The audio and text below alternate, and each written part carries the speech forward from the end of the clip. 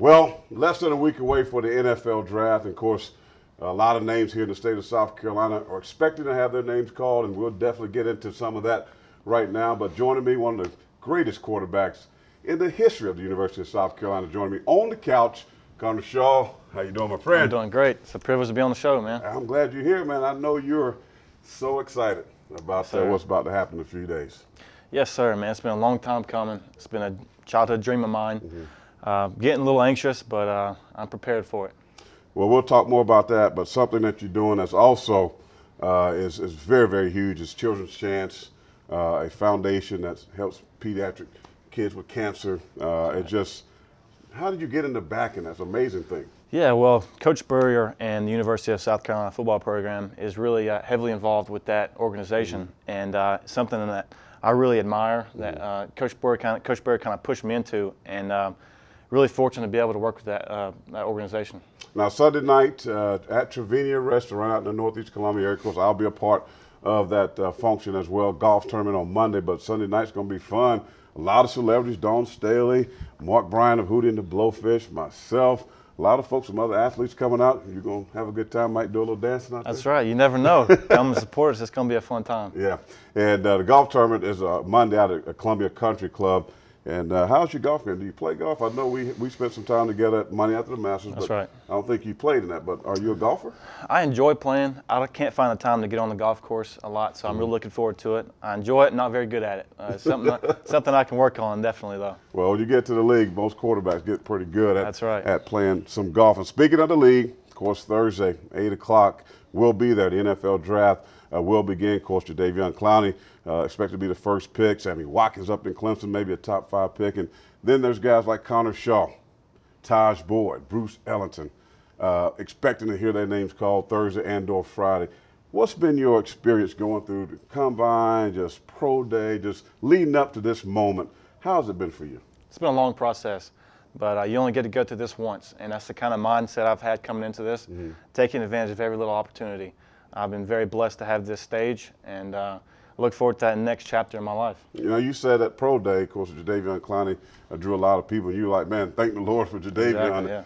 He made it possible for a lot of you guys to get a lot of eyes on guys like yourself. Without a doubt. Him coming out, I feel very fortunate he came out at the same time I am. Had one of the biggest pro days in the country. Had a lot of eyes on me, a lot of scouts. So it definitely benefited us. How would you evaluate what you've done? I mean, because I've been following you all your career. Of course, a lot of folks, oh, he's that dual threat guy, likes to run.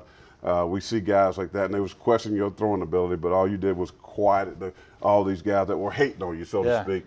But talk about that and how you kind of attacked what people, the naysayers, have been saying. Well, I grew up with the mindset that I always loved flying under the radar. That you can only control something, my work ethic, the dedication. And first off, I surrounded by great coaches and great teammates to make me look good.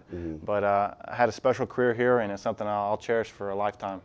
Well, one interception last year. I was sitting there reading your bio. Man, how did you do it? I mean, you know, when you talk about playing the position of quarterback, you know, one of the things a lot of coaches will say, I want a guy that can protect the football. Well, you did that very well for Steve Spurrier. Yeah, I was just coached to be productive. And Coach Mangus, my quarterback coach, was the leader in that, and it really taught me the game of football and taught me how to protect the ball, to take the necessary risks when it came time, but also know that to live to play another down. You don't have to force things in there. So I definitely think I had a really productive year this year. When you look at Cam Newton, when you look at Russell Wilson, you know, a lot of guys now dual threat guys. You see a guy like Russell Wilson winning the Super Bowl. That's right. Something folks thought would never be done. He was a 3rd round pick. Yes, sir. And so does that give you a lot of excitement and hope that when you see a guy like Russell Wilson, who kind of probably people equated him to kind of how you play the game, does that make you feel a little bit better about your status going forward? No doubt. I think guys like Russell has kind of paved the way for guys like me. And there's the mobile quarterback is making its way in the NFL now. I don't think there is a prototypical mold to be an NFL quarterback anymore. And it's a lot of questions I've had going through this process at the Combine, the All-Star game, is, you know, what do you think about your frame? Do you think you can take the beating in the NFL? And I just respond that I played in the toughest league in the SEC, and I just want the opportunity. Speaking of tough, I interviewed Todd McShay on Pro Day, Connor, and he I asked him about Connor Shaw, and Todd McShay said, well, he is the toughest quarterback in the draft. He told me that right here on Watch Fox, and I agree with him. Take me back to Missouri. Dylan was playing. You had a banged up knee. I know being the starter, you wanted to be on the field, but you felt like you probably wasn't ready to go. But you came in and basically helped the Gamecocks win a huge game in the SEC East. Take me back to that whole scenario. Well, yeah, Dylan had to start. I had all intentions to just kind of watch him and cheer him on, and I did a good job of that on the sideline. Of course, I get a little anxious on the sideline, and there was a moment on the sideline where Coach Spur was a little frustrated. Things just wasn't going our way, so I kind of stepped up, and he looked at me and asked if I could play, and I said, of course. So started warming up, but after that game, it almost felt like a burden was released off my shoulders. It was a big win for us on the road, top 5 team in the country. So one of the more special games I've ever played in. It was amazing watching that game to see you come in and did what you did. A couple more questions for you, Connor. When you talk about the Gamecocks, Steve Spurrier, Dylan Thompson, your relationship with Dylan Thompson, a lot of people talked about that. I mean, tell me about that relationship, because sometimes I understand competition can get tough. You know, you guys both want to play, but you guys really handled that relationship very well. I've told a few people this, but I believe it with my full heart. Dylan Thompson was the best thing that ever happened to me at South Carolina. Wow. He came in and never let me settle, never was complacent. He pushed me to the limit, made me the quarterback who I was in my senior year. Beyond that, his faith in Christ. This past year on the road games and even home games, I roomed with him, and we would just talk about Jesus, and it just calmed us down before a game, and kind of let me know who I'm really playing for. And man, that relationship goes way far beyond football, and I'm so thankful for Dylan Thompson. That's awesome. And finally, going forward, the Gamecocks, of course, life without Connor Shaw is going to be tough. But Dylan Thompson, you just talking about him, got some starts under his belt, some good quality playing time. Not so much the issue, Connor. What people are talking about is, what if something happens to Dylan Thompson? Who's going to be number 2 or 3? You work with these guys. You know, who do you think going to step up and be Dylan's backup? The great thing about this is you always have these question marks year after year, and you always have guys that step up when their name's called.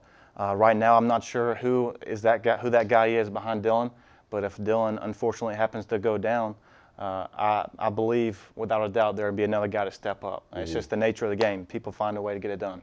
Well, we got Connor Mitch, you got Nosevich, that's Spur, you call him Nosey. Yeah. You know, so you got a lot of guys that can fill that role. Connor, of course, next week, waiting to see who's going to be that team. Do you prefer one team, or does it matter for you? I don't have a preference, man. I just want the opportunity to play. Good stuff. So we'll be watching. We'll be at the draft Thursday and Friday right here on Watch Fox, watching and seeing where Connor Shaw will spend his next step in life in the National Football League. And then, of course, if you want to come out Sunday night, Trevania Restaurant out Northeast Columbia to Children's Chance. A great time. Mark Bryant's going to be live music, a lot of great food. And then on Monday at Columbia Country Club, we'll go out there and we're going to tee it up. So a lot of good stuff going on. Connor's back in that, so good stuff, man. Good stuff on the field. Appreciate it, good stuff off the field. Brian, that's why this guy is #1 in a lot of people's heart. That's it for us. We'll be back in a moment.